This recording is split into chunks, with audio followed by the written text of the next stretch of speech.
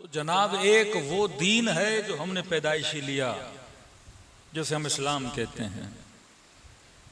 एक लफ्ज मजहब, मजहब का मतलब है जिहाब, चलना।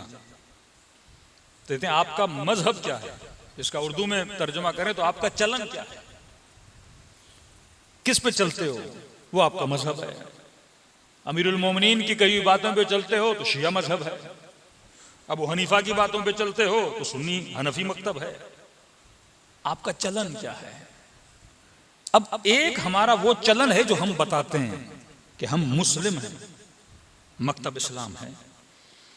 एक वो चलन है जिस पे हम अभी चल रहे हैं, वो किसी का सेकुलरिज्म है, किसी का लिबरलिज्म है, किसी का कैपिटलिज्म है। ये भी मजहब है कि फरमाया आखिरी जमाने में लोगों का मजहब क्या होगा, फरमाया दीनुहुम दनानीरुहुम। ये रसूल फरमाते हैं आखिरी जमाने में लोगों का चलन होगा पैसा। हिम्मतहुम बुतूनुहुम, ये सारी एनर्जी लगाएंगे पेट के लिए। मतलब 4 दिन पहले प्लान करेगा कि मैंने खाना क्या खाना है, सारी हिम्मतें जोड़ेगा शिकम के लिए। या अरब मुसलमानों को देखें, उनके लिए मशहूर है एक तो पेट पालन, दूसरा पैसा। फरमाया आखिरी जमाने में लोगों का चलन मकतब हो, मजहब होगा पैसा, धन, दीनार, सोना। पैसा क्यों बोला? क्योंकि जितने फैसले लिए जाएंगे वो किसकी वजह से लिए जाएंगे? पैसे की वजह से। दोस्तियां पैसे की वजह से, मनसब पैसे की वजह से, जुल्म पैसे की वजह से। अमेरिका ने असला बेचना है तो जुल्म होगा, जुल्म होगा तो असला बिकेगा ना। शिया सुन्नी आपस में लड़ेंगे तो गोलियां बिकेंगी ना। मुसलमान मुसलमान का गला काटेगा तो गोली बिकेगी ना। इंसान इंसान का दुश्मन बनेगा तो बम खरीदेगा, मिसाइल खरीदेगा। अब वो चाहे कोई यहूदी मरे या मुसलमान मरे, मर तो इंसान रहा है। जब इनकी आपस में दुश्मनी बनेगी तो ये एक दूसरे के लिए सारा पैसा किस पे लग रहा है? मिसाइलों पे, बमों पे, धमाकों पे। मुल्कों का सारा बजट किस पे खर्च हो रहा है? पैसों पर। जब आप लफ्ज इस्तेमाल करते हो पावर पॉलिटिक्स, मतलब पावर क्या है? पावर आपको क्या देता है? पैसा, मकाम, मनसब, ये क्या सब क्या देता है आपको? सियासतदान को किस चीज की लत लग जाती है? पैसे की लत। तो मकतब क्या बना? पैसा। कत्ले अबा अब्दुल्लाह अल हुसैन, इब्ने साद क्या कह रहा है? शहरे रे की हुकूमत। इब्ने जियाद किस चीज के पीछे? मनसब। शिमर किस चीज के पीछे? पैसा। फरमाया आखिरी जमाना दीनुहुम दनारीरुहुम। देखिए एक मुसलमान खातून हिजाब करती है, इससे काफर को क्या नुकसान है?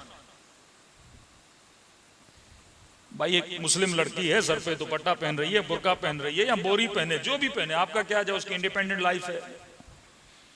मेरी मर्जी में दिशताशा पहनूं, पैंट शर्ट पहनूं, आपको क्या नुकसान है? कभी आपने सोचा एक सुन्नी से आपको क्या नुकसान है?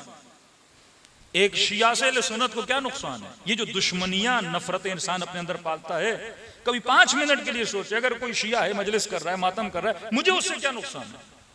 कोई नुकसान नहीं। एक हिंदू मंदिर में जा रहा है, मुझे क्या नुकसान है? मुझे नुकसान तब है मेरे घर पे आके आग लगाए, मेरा ताला तोड़े, मेरे पैसे चुराए। एक बंदा सबीले लगा के सबको पानी पिला रहा है, मुझे इससे क्या नुकसान है? मैं क्यों नफरत करूं इस इंसान से?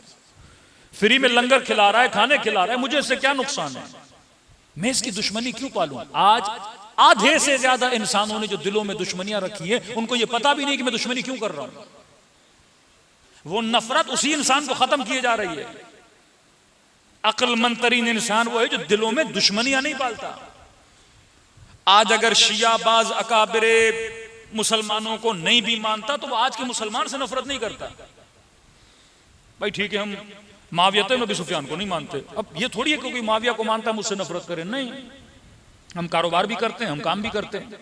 लेकिन यहां मामला क्या है? अगर आप शियों की फिक्र से मुत्तफिक नहीं हो तो आप शिया से नफरत करने लगते हो, और ये नफरत इंसान की सारी एनर्जी को क्या कर देती है? तबाह बर्बाद।